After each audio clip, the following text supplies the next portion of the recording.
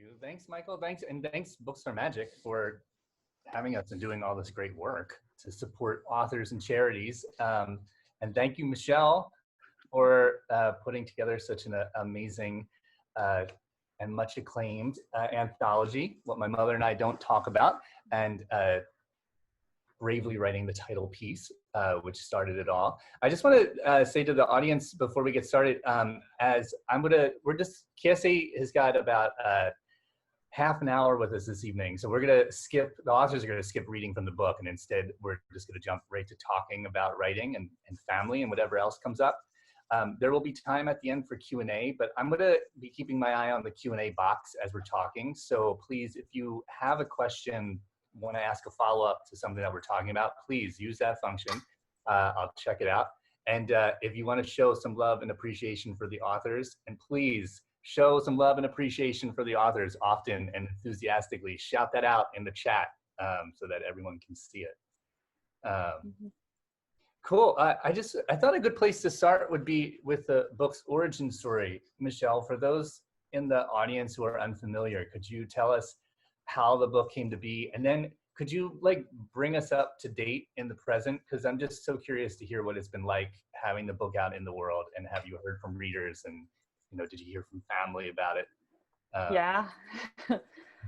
So this book came about because I started writing an essay well over a decade ago when I was an undergrad at the University of New Hampshire.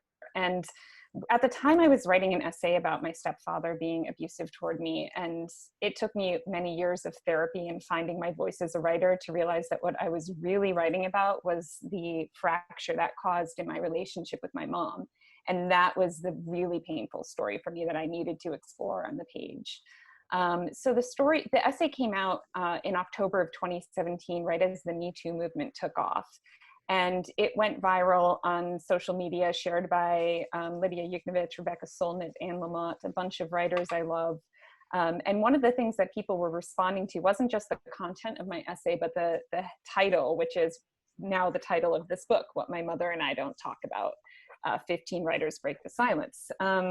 So I heard from so many people who said that they had something that they couldn't talk about with their mom. And it quickly dawned on me that this is a great writing prompt. So I put together a proposal very quickly, sold the book, and asked a bunch of writers, including Nayomi and Kiese, to contribute. And it was such an incredible experience to be able to work with some of my favorite writers collaborating together. And I knew from the beginning I wanted this to be a collaborative project, because it's much easier to stand on the stage with a collective group than to be feeling like you're alone out there. And so this whole project has meant about being part of a community for me. So the book, I've heard from so many people. One of my favorite stories is that I got an email from a stranger who's a librarian in, I think it was Arizona or New Mexico. And this was right when the book came out. And she said that she started crying when she picked this book up because she's estranged from her daughter, and it's the most painful thing in her life. And she hasn't found many books out there to help her with that. But this book spoke to her. Carmen Maria Machado has an essay in here about estrangement. So that, there's something for everyone in this book. I wanted it to be a book that spoke to people from all backgrounds, people whose mothers are still here, people who never knew their mothers, people who are close to their moms, people whose relationships are more complicated. So I think that it's really hit a nerve with a lot of people. And I've heard about lots of moms and buying the book to like have a book club with their kid and just their adult children and discuss. And that's been really wonderful to hear about too. That's really cool. Contributors, like when you guys, like Nayomi and Kiese, when you got the call for when you got this prompt essentially from Michele, were you like, did the idea come to you right away? Like, I know what I'm going to write about, or did it require some casting about? I'll talk about my experience. I mean, I knew that I was going to write about my mother for like a really, really long time. I didn't know how that was going to happen. And then it was really interesting how Michele and I sort of our experience dovetailed in this really beautiful way. She was in San Francisco and we were hanging out when her initial essay was out or went viral, right? Yeah. Yeah. The day, I think. And the day, and we had just met, we knew each other on Facebook, and we had just met that day, and it was this like beautiful thing to watch her essay just blow up and people like texting her and calling her, and to watch that. And then I'm not sure if it was then or relatively soon after that, she said, okay, well, if I put a book together, will you be in it? And you know, my heart, like even now, just thinking and talking about my mother, my heart's like, and I think that has a lot to do with breaking silence and, you know, going into trauma and really exploring that deepest, oldest relationship that all of us are like holding in our body in whatever way, right? Is it grief? Is it joy? Is it like a big mix of that? So, you know, that's how I came into the book. And then, as I said, I had known that I would write about her, but I sort of thought that I would wait till she had passed on. And you know, she's in her 60s, so she's well alive and well. And I thought it would be like quite a few decades down the line. But then when Michele said this, I thought, oh, wow, this is a place to do it in community and to do it with other writers that I really admire. And okay, this is like a safe space to talk about this really, really painful, difficult relationship. And yeah, so that was my journey into it. I had just spent 4 years writing a book to my mother. So I didn't really want to write anything else about that relationship for my rest of my life. But you know, I just really, you know, I trusted Michele and I love her work. And when she told me other people were going to be involved, I was like, all right, I'll go back in there one more time and try to go at it from a different angle. And actually writing an essay for that book helped me reconcile some stuff with myself, not my mother necessarily, but some stuff with myself and some other people who I wrote about in Heavy. So I was so appreciative of the actual writing. You know, when I got the invitation, I was like, oh fuck. And after I wrote it, I mean, I still was kind of like a little bit of oh fuck. And actually, yeah, because I remember, Michele, you had asked me if I wanted to run an excerpt somewhere. And then that same week, some really, you know, when you write a book about your mom and you live in a place like I live in Mississippi, like there's so many people who know both of us. And so that same week, some stuff happened. And I was like, you know what? I don't want to put that essay. I don't remember who was going to run the BuzzFeed wanted to run it, right? Yeah. And then I was like, nah, can we just not run it? Because I just didn't want my relationship with my mom on Front Street anymore. But anyway, I was very thankful to write it, and like more than thankful to be in the pages with people like Michele and Nayomi. Well, I mean, Kiese, you and I, like, we have talked. I had the great experience of talking with you about Heavy, just, you know, through a document. But you had talked about how, like, and you write about in that book that you shared a draft with your mom. Did you share a draft of this essay with your mom as well, or has she read it? Have you talked about it? Nah, fam, I have not talked about that essay with my mother. You know, it was and I think that was a good decision. You know what I mean? I've been thinking a lot about the ways that shame. I mean, all three of us write about the way shame needs to be obliterated. But for me, I'm kind of moved to the place where I'm thinking about the way shame sometimes can help me not do things that I don't need to do. And where my mother was and where I was, like, I just did not need to give her that essay. I wasn't directly addressing her in that essay, actually, until the last paragraph, as opposed to Heavy when I directly addressed her for the whole book. So I didn't show her that essay, and I feel okay not showing her that essay.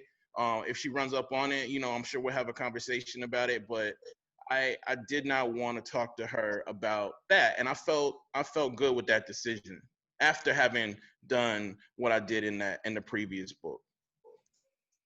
Nayomi, what about you? Because you bring your mom's response to the essay actually into the essay itself, which is a really bold and striking way to end that piece. Right. Yeah. So what was happening is there was this thought of like, okay, when this is out, right? Like, I don't want her to run into it, and I don't want like some auntie to say, oh, your daughter wrote about you, here it is. You know, I knew that shit was gonna happen. So I'm like, okay, how do I say, I've written this, it's really intense and hard and probably will be a hard read for you.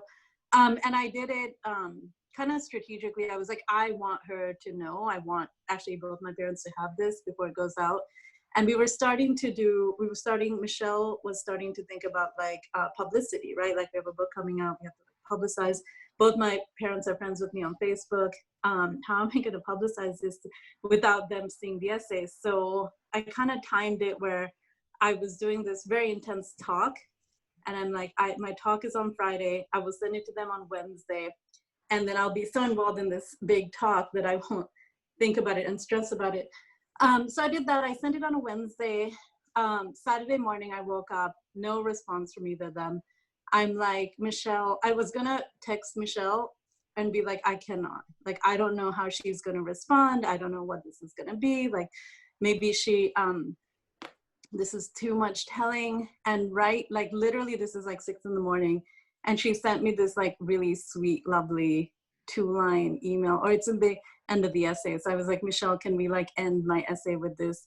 And it said something really simple. Like, I don't remember specifically, but I hear you. I know it was hard, and I support you, and I love you. And that, it was like a lovely, lovely thing to do.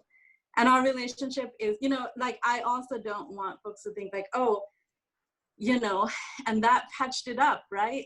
And there's like the pretty bow, and now we're like, all cool. It hasn't been like that at all. It's been very messy, and we're not talking too much these days. But that particular, writing that essay was powerful. Getting that email was powerful. That whole process has been like super, super important and powerful. That's amazing. Michelle, what about you? I mean, you got this whole book out now. So my mother was not happy with me, as you might imagine, because I did not tell her about the essay or the book. And I believe she found out from my cousin posting about the book on Instagram, which is not like an ideal way for, I had been planning on telling her at some point, but I think I hadn't done it yet. And it's hard, the reason I didn't tell my mom was because our relationship is already complicated. I love her so much. But, part of the reason I wrote this book is because we can't seem to have conversations in real life. So I needed to write this on the page. I needed to have the conversation with her on the page. And, I will share this. This is pretty amazing. Since the book came out, this happened. The book is dedicated to my 2 grandmothers who have been more like mothers to me than grandmas. And last year, Mimo, my dad's mom, died. And it is by far the most painful thing, the most painful loss I've ever had, because she was my person. Like, everyone has a person. She was my person. I love her more than anything. And my mom showed up to the funeral. I didn't expect her to. And you could hear a pin drop. I mean, I know it's already quiet in a funeral home anyway, but there was like an extra layer of silence as soon as she showed up, and everyone was watching like, what is going to happen? Because we hadn't spoken at all since she had found out about the book. And she walked up to me and gave me this huge hug, and we both said, I love you, and we both started crying, and it was this really profound moment. So like Nayomi, like, that doesn't wrap things up in a bow, right? It's not like, and then happily ever after, but it was a huge step that I don't think would have been possible before. So I'm extremely grateful for that. That's amazing. Amazing story. A question has come in, and I was going to ask something similar to this to the authors, but let's start with you, Michelle, because this is so interesting to hear from, as an editor, like, how do you balance that line between engaging with the authors from a personal place and engaging with them from kind of like a craft editorial place? Like, was that a challenge? Did you have to, talk authors through, more, I don't want to say therapy, but, you know, like have to kind of talk them through some of the work involved in telling their story, as well as the work of actually making sure that that story was, you know, hitting as hard as it should hit and legible to the reader and all that? Yeah, for some of them, absolutely. And I had to find out what they were writing before they signed up for the book, just because I needed to know that each essay would be different enough, although it's amazing how a lot of the essays speak to each other. And it was very intimidating editing some of my favorite writers, but I would say that it was a profound experience. And it was an experience that made me feel better about my own writing, because I also realized that, you know, a lot of my favorite writers, sometimes it takes more than one draft to get to the right thing. And you think that, like, oh, somebody reaches a certain level of fame, like everything they write is going to be perfect. That's not true. Like, it's a process, especially writing about something that is one of the most intense or impactful relationships in your life. So it was a difficult prompt I gave to begin with, and it was really a rewarding experience to be able to work with the writers. And you know, the essays came in different forms, so some had to be worked through more than others. Some pushed back against edits, and some didn't. And you know, you know, from editing an anthology, it's a cornucopia of experience. Every author needs something different. Yeah. And you, you know, Kiese and Nayomi, I mean, you guys, I mean, all of three of your essays, Michele, yours as well. I mean, you all talk about trauma. I mean, is that what? There's like, I was thinking of the T. Kara Madden essay, Against Catharsis, where she writes about how, like, you know, there's the work of creating an essay that's for a reader, but there's also the kind of therapy work that goes on behind that. You know, you're not having therapy on the page, but it also still requires some amount of examination and work that goes into this. I don't know, was it a hard thing to navigate, being a writer and trying to get this story out for a reader, but also like working through your own shit essentially as you're putting it together? It was hard for me because I think anytime I talk about trauma or I listen to people write or talk about trauma, despite what I know and understand, I still want to believe it's causal. I still want to believe you can root trauma to one specific thing. And what I was trying to write about in that essay is that I don't think any of us are lucky enough to be like, this is why I feel trauma. I just think trauma, like love, is just so splintered. You know what I mean? And what I wanted to do in my essay was look at something that I'd done in Heavy, which was talk about one of my mother's students sexually abusing and molesting me when she was 22 and I was like 8.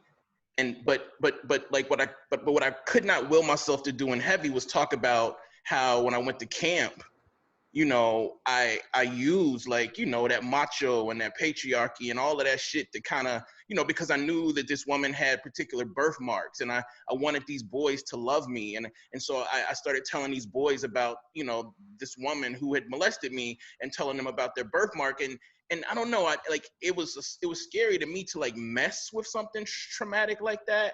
And know that I created a traumatic experience for somebody else who had, you know, sexually abused me as a young person.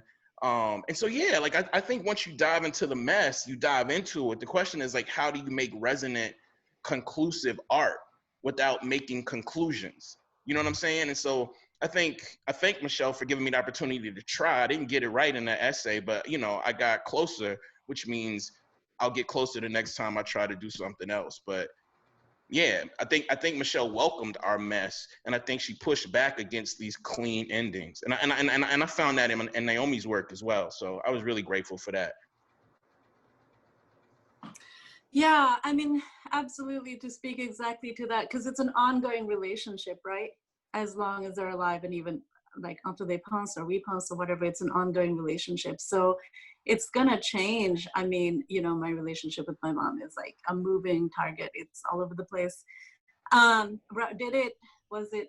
Yeah, writing the essay was actually kind of traumatic in itself, right? Like, I had to enter sort of the room of my childhood which was not a comfortable place, which was a ton of crying and a lot of like feeling re-traumatized in the body and saying a lot of things that I really were very hard to put on the page. I mean, I don't know if you read my essay, like the place I start is with something that I held a lot of shame around.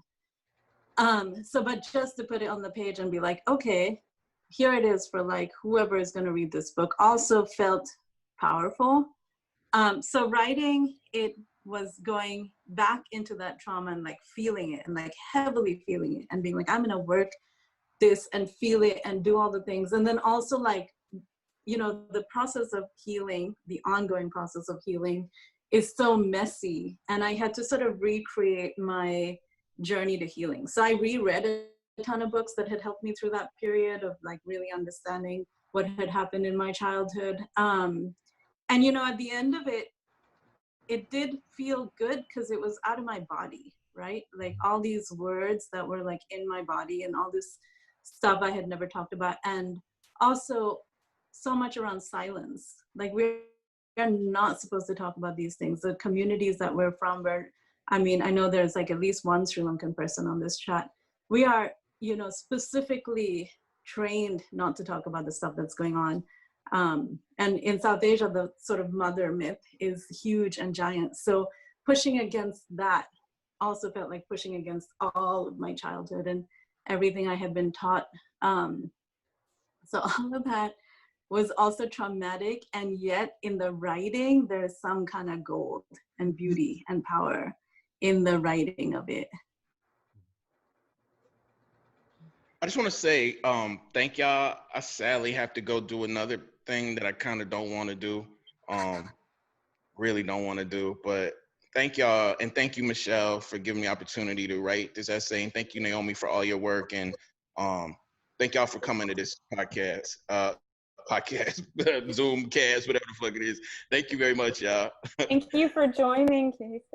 Bye, Kiese. Bye, Thank Kiese. Thank you. Can I build off of that that answer you gave, Nayomi, and with another question, which is just for both of you guys. I mean, the because I feel like, so I know within community Sri Lanka culture you're talking about specific, but I just feel like so many people can relate to that, like that idea. I mean, I felt taught the same thing, like implicitly and explicitly was taught, like, you don't air the family secrets, you don't talk about trauma, you bottle that shit up and keep it to yourself. And Michele, the subtitle 15 Writers Break the Silence is so good. I mean, it's almost like another prompt, you know, what would you break the silence about? Like, what advice do you both have for writers out there who are nervous about breaking their own silence, whether that be writing about their mother or writing about anything? I guess I'll go first. I would share advice that Melissa Febos gave when we were on a panel at a book festival promoting this book. And one of the things Melissa talked about that I completely agree with is, in order to write about anything that has to do with your own life, where it's, you know, especially if there's trauma involved, but anything where it's about breaking a silence, you have to put blinders on to the outside world. You have to write like no one is ever going to read it and trick yourself into writing it, because if you start to think about the audience who's going to be looking at this piece, that will paralyze you. I know that it has paralyzed me, and that was part of why it took me well over a decade to finish this essay. So I actually only finished this essay because one of my best friends, the writer Taylor Larson, locked me into her parents' living room when we went to Cape Cod for a weekend and was like, you are finishing this, I'm taking your phone away, I'm lighting a candle, making it really nice for you, you know, no internet connection, you have to sit here with your thoughts, bam, do this. So sometimes you need a friend to do that for you, especially if it's a subject that you are avoiding. But, you know, I've had people come up to me at different events for this book and ask me to give them permission on breaking their own silences. And I always say, I cannot do that. You have to give the permission to yourself. That is absolutely 100% what you need to do in order to be able to write about anything. And even if that permission is just for yourself and never showing the piece to anyone else, that can be rewarding too. I mean, just try writing it for yourself at first, and then you might feel empowered by that and feel like this is a piece that can help other people. So I'd love to hear what name. Yeah. Michelle, I love that Taylor locked you into a room. That makes me so happy. And also, like, I hope you guys all hear how important writing community is in that way, right? Writers supporting each other and doing these kind of things.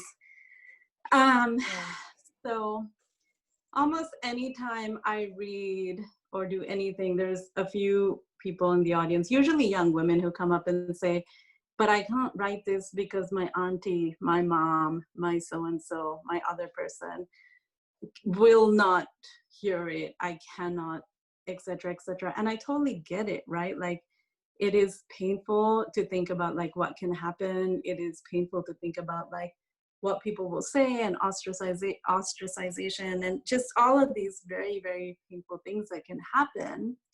And also, being a writer is about a certain kind of boldness and bravery. It really is. Like, if I wrote what my mother probably wanted me to write, it would not look like this, right? If I wrote stuff that made my aunties happy, or whoever that audience is, it wouldn't look like this. And it wouldn't be honest, and it might be very pretty, but it wouldn't be the raw stuff that I really care about and that I want to write about.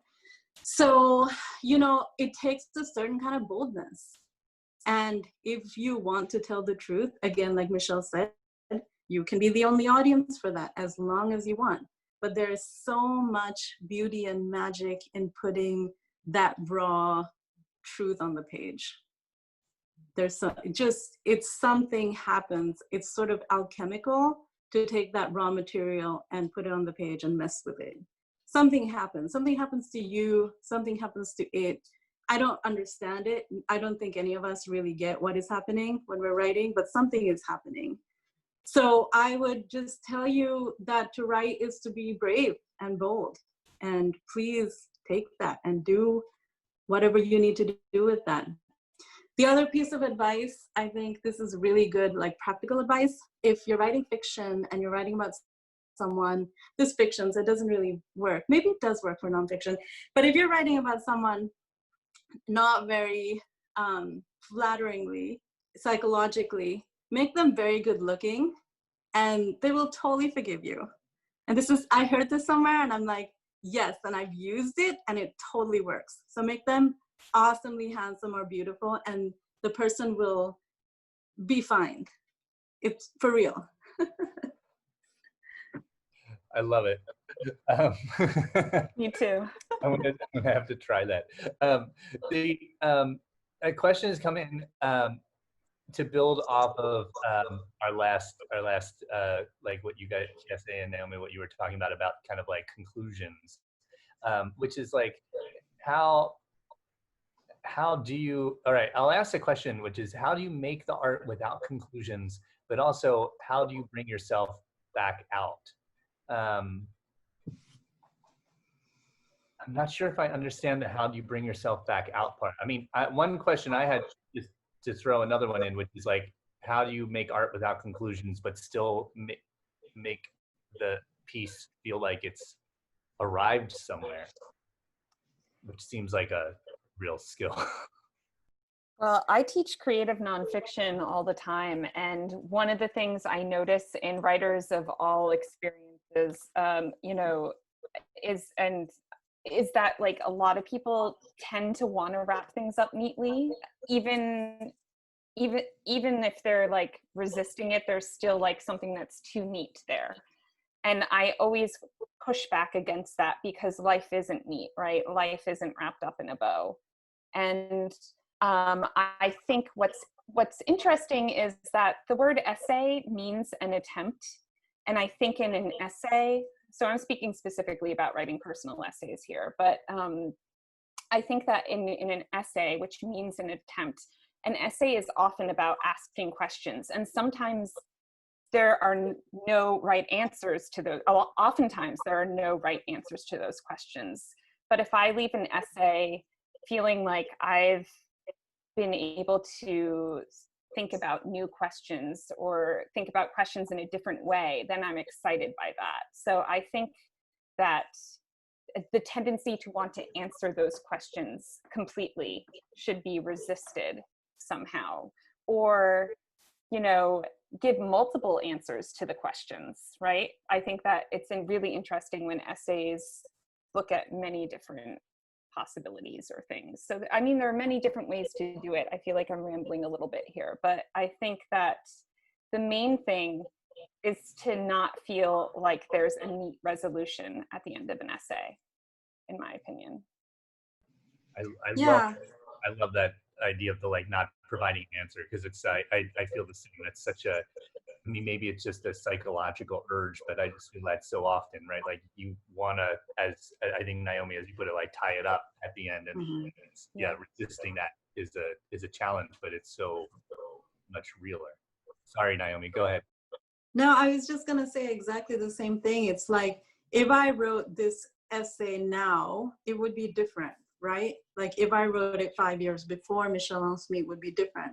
So really at any point in my life, that essay would be somewhat different. Yeah, I mean, maybe the major sort of threads and themes would be there. But the details that I choose to leave in might be different. And again, like I'm one of the writers, I take many, many, many drafts, probably like 10 to 15 before I arrive at an essay like that. So in those drafts, like there's a lot of things that I'm cutting. Like this is not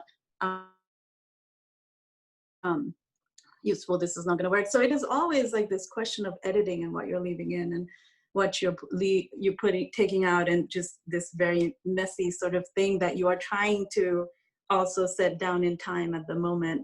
I think like the most interesting thing for me, and maybe for other writers in this, was also like kind of coming to some sort of like compassion moment, right? And saying like, okay, this is how she was a mother, and there are reasons why she acted the way she acted. My mom was married off in an arranged marriage when she was 19. All the forces of patriarchy and misogyny, you know, somebody else about the Sri Lankan mother myth. Well, just look up like South Asian motherhood, right? It's just lots of stuff written about it.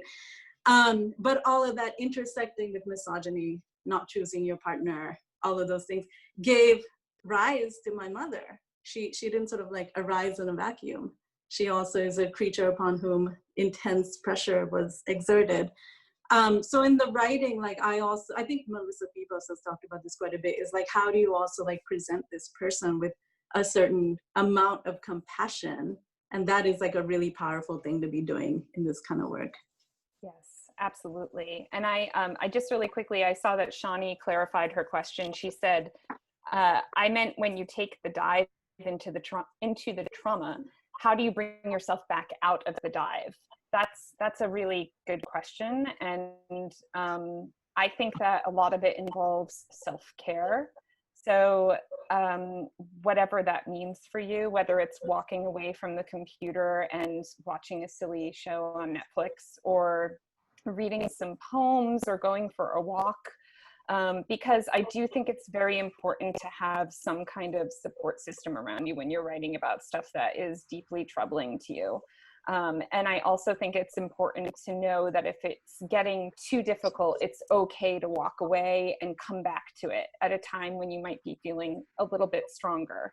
I also think that maybe something like writing by hand can help, and just being in like a nice space, like my friend lighting that candle for me and putting me in this room, like that was really amazing, to be taken out of my normal writing environment and just be like surrounded by none of my own things, right? And I think sometimes we get stuck and trapped in our like writing environments, especially right now during the pandemic. So I know that it's tricky. We can't really leave our homes or apartments to go elsewhere.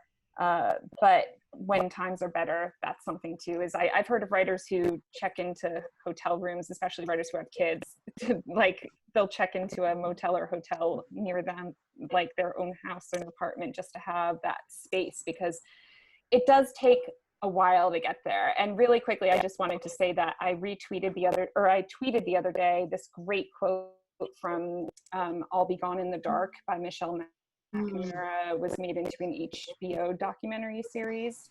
And one of the things that Patton Oswalt, her husband, said was that he knows that when a writer says they need many hours to write, that what that actually means is they only need an hour to write, but they need all the other hours surrounding that to reach the depths of being able to write. So I think it's also about giving yourself that time to get to that depth, because it's not going to happen just sitting down and trying to write about it like right away. You need to get into that headspace. Absolutely. I mean, you just need time. Time is more valuable than money for writers. We really, really value and need time more than anything else. Like these big projects take a long time. Even an essay takes especially a emotionally intense essay like this takes a lot of time and space and thinking. I mean, my 2 novels and the novel I'm writing right now, they're all about trauma. So this is a question I think about a lot, is like how to enter the dark room and then how to exit that dark room. And like Michele said, it's like talking to a friend on the phone, right? It's like really what I found very important is building a lot of writing community around me. So I have specific writer friends who like know what I'm working on and they can like talk me out of the dark space. We will take a walk. That's less common now, but they'll be on the phone with me. And we can talk it out. So I think that that's like super, super important. Nobody will get what you're doing like another writer. Like other folks kind of understand and they're supportive and loving, of course, but like another writer will understand how difficult it is to do what you're doing. And nobody else quite gets it like that. So find your writer community and like plug into that. And I think for me, that's how you get out of that space. Another question from the audience here. Michele, this one comes from Tracy.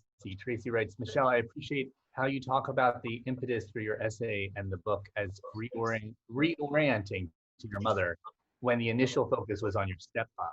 There's so much you were both saying about breaking the silence, but I also wonder about refocusing the audience, refocusing the dyad of who is speaking and giving more voice to the feminine as a space for where the conversation can happen. Could you speak about that? Interesting. Can you repeat the last part of that question about more voice to the feminine as a space for where this conversation can happen? I mean, I even wondered, is it productive space to frame it as a conversation between 2 mothers or between mothers and children? Yeah, absolutely. I mean, I feel like, well, quickly, kind of a side answer to that question is that recently in a therapy session, my therapist told me that I'm the kind of writer who has to enter what I'm writing through a side door rather than sitting down and knowing what I'm going to write. And that really like blew my mind, because I've complaining about why can't I just have these amazing ideas and just sit down and write them? And it took a while for me to realize, actually, I'm the kind of writer who writes to figure out what I'm trying to say. And so I really realized that with this essay, where I thought it was about one thing and it turned into something much different. But in terms of framing this whole book around mothers, I really wanted to show mothers in all their complexities, right? And I think that a lot of times, especially in pop culture, but also just in society, women are stereotyped in general. If we want to have kids, why are you having only 1 child? Why aren't you having 2 or 3? If we don't want to have kids, what's wrong with you? So I really wanted to take a look at mothers in all their realness, in all their show them as 3-dimensional people. And so that was my goal for this book. And that's why it was important to me also to have writers who have different kinds of relationships with their moms too. And like, I'm thinking of the last essay in the book is by Leslie Jameson. And that one, I chose that for the last piece because it ends on such a hopeful note, because her mother, she's extremely close with her mom. And she wrote a piece about trying to understand who her mother was before she became her mom by reading an unpublished manuscript that Leslie's mother's first husband wrote about their marriage. And so that she was trying to understand her mother through the lens of being this fictionalized character in this unpublished manuscript. And I thought that was fascinating because a lot of us don't stop and think about what our moms were like before they became our moms, and they had this whole other life. It's a great piece, and I love that. Yeah, I know that all three of you guys tonight, Kiese included, your pieces have to do with trauma, but there is such a variety of pieces in the anthology, and they are not all about trauma. But yeah, I mean, one thing that does seem to be central though to all of them is love. Nayomi, I mean, there is a great, you wrote love too is contagious in this piece, which is just so great. And I know Kiese is not here, but he wrote, and Michele, you pulled this quote in the introduction, that he wrote his memoir heavy. He writes to his mom, "I wrote heavy to you because I wanted us to get better at love." And I love that quote. I love that you pulled that, Nayomi. I love that quote about love being contagious. And I guess I just wanted to know from both of you, how do we get better at love? What is writing this essay or putting together this whole anthology taught you about love and how we love one another, or love our parents, maybe specifically? I'll take it. Whew, that one's big. It is big. That one's real big. I mean, like what I was trying to say with love is also contagious. I was saying trauma is contagious, right? This idea that hurt people, which is absolutely true. And also like love is as contagious, like you can spread it, you can grow it around you, you can create community and all of these beautiful things. And you know, like the hard part of this is like, I know that all my mom wants is love. Like I get that. I deeply get that. Someone on here also has so I think that my mom has borderline personality disorder. She's never been diagnosed, but this is my guess, and this is the guess of my various therapists over time. And somebody on here also has that particular mom, which is it's a hard one. It's a real hard one. So I totally acknowledge the person that said that. And you know, it's that particular illness or condition, I don't know if those are the right terms, but that is a form of PTSD. So I don't know what happened to my mom, right? Like, but something happened that was really bad, that was very early, that created a certain kind of personality.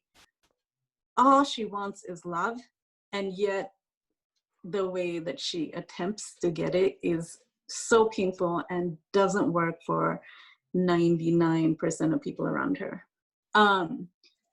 So it's so complicated. Like you know, what this means in terms of love is often to be safe for myself emotionally and psychically. I have to walk away from her. And that's an act of love for myself. So I think this is the heart of the matter, is like her read is at odds with my read of the world and of love. And she'll be like, I love you so much. Like, why are you not getting this? And I'm like, the way that your love shows up is so painful, right?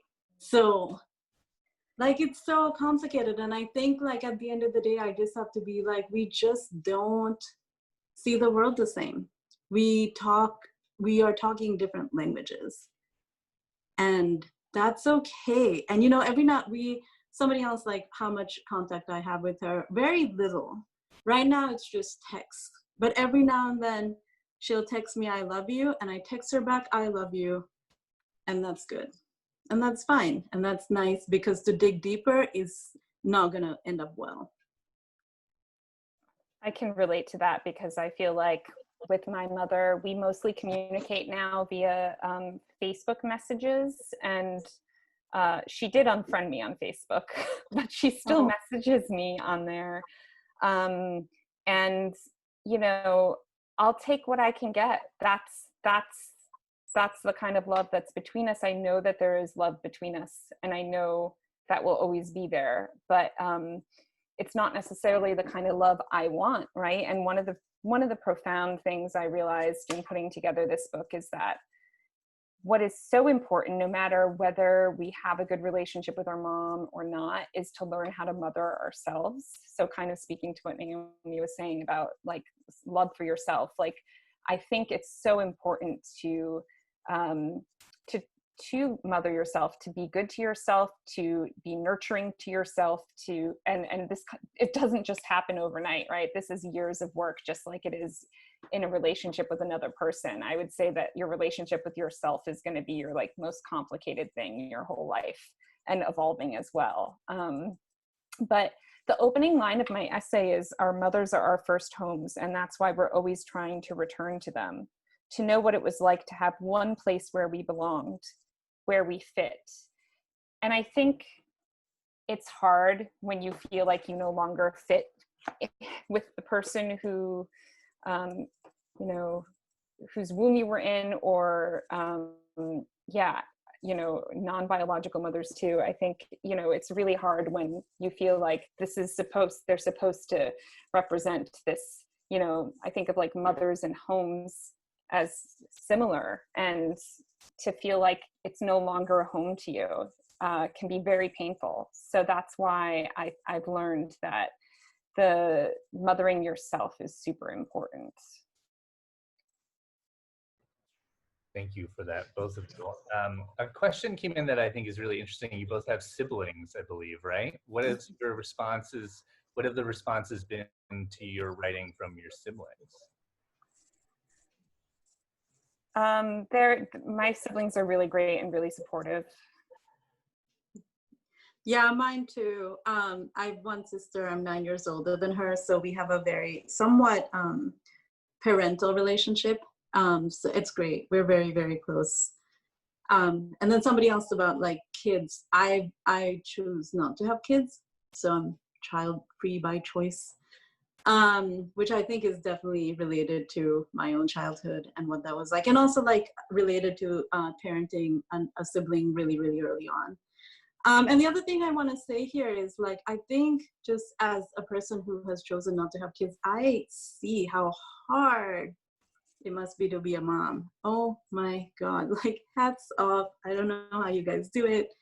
I'm kind of in awe of that intense 24-hour care that you have to give. So I also want to say, like, it's a beautiful, beautiful thing that you guys do. Like, we're certainly not on here being like, motherhood is wrong or bad or any of those things, right? It's just a really, really profound thing. And I think it's also incredibly hard. And I think in America, it's harder than other places, just from what I've seen. I think there's just no support. There's no community. There aren't these sort of like ways in which mothers are like held and supported. And I think it must just be so hard here. Yeah, especially right now during this pandemic. I mean, mothers who are expected to work from home full time. And I mean, I know, Brian, as a dad, you're running into that right now, right? With your wife at home and your kid at home and school coming up in the fall. Like, it's challenging. It's really challenging. Nayomi, while you were speaking, my wife, who's a mother, is sitting on the floor over here, but she was applauding. Yay. So. Yeah. I know we're almost out of time, and so I mean, since you mentioned the pandemic, I mean, just on a slightly different topic, but I mean, I feel like all these events, it's always people want to know, like, what's giving you comfort right now, is what's giving you joy, whether that's literary book wise, or whether it's just like music or movies or whatever. What are you, how are you mothering yourself through this at this point? What are you looking to? I've been reading so much. At first I couldn't read it all, which is not like me, and then I found that I reread A Tree Grows in Brooklyn, which was one of my favorite books when I was a kid, and that just opened up the floodgates, and I've been able to read a lot again. So books, always. I've been watching a lot of TV and a lot of movies and a lot of documentaries. last night I watched this amazing documentary called Three Identical Strangers about these triplet. Have you seen it? So good. So good. Oh my God, about these triplets who were separated at birth. And it was phenomenal. I loved it. I've also been watching the HBO show, I May Destroy You. Have you guys watched this show at all? Not yet. Yeah, I'm excited. It's amazing. It's amazing. Go. Tell us. Well, it's the same girl who did Chewing Gum, and this show looks at sexual assaults in a way that I haven't seen it portrayed before on TV. Like just the many different angles that she takes. It's phenomenal. I love it. It's like kind of a dark. I mean, there are comedic elements to it, but obviously it deals with serious subjects as well. So it's really, really good. I can't recommend it enough. I'd love to hear what you guys are reading or watching now. Yeah, I've been reading a ton. It's been so interesting and wonderful to just delve deep into books. So I am sort of in the later stages of writing my third novel, which is a psychosexual literary thriller. And so I'm doing a whole rewrite, or I'm going to enter a whole rewrite very soon. So I'm just reading like voraciously, and that's been really great. I'm also I've gotten a lot of joy from teaching writing. I teach in an MFA program, and it's just lovely to see what young writers are doing, and to become proficient at being a teacher is such a joy. You know, Michelle, I think you do this too. Yeah. Brian teaches also, yeah. Oh, great. Yeah. So we're all writing teachers, and that is like a real beautiful, joyous thing. I've also been teaching small Zoom writing workshops, and that's been so much fun, with beginners and a couple of workshops. And yeah, it's just been nice. I mean, yeah, of course the pandemic and the world is on fire and everything's crazy. But again, it's always refuge in words and books. That's where I go.